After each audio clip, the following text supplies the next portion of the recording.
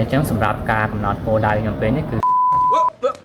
Here I come. Oh, here I come. Oh. ការបើកហាងលក់គ្រឿងអគ្គិសនី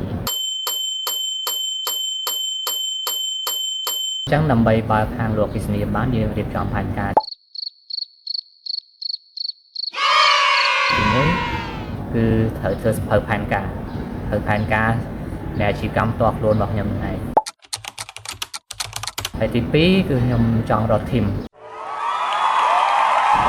ដែលអាចជួយខ្ញុំឲ្យបង្កើតសភៅផែនការនឹងបានល្អវាធ្វើម៉េចឲ្យចំណាយកម្លាំងតិចពេលវេលាលឿនមិនឲ្យសភៅផែនការនឹងចេញមកដល់ជោគជ័យហើយទី3ហ្នឹងគឺខ្ញុំត្រូវការដៃគូសហការ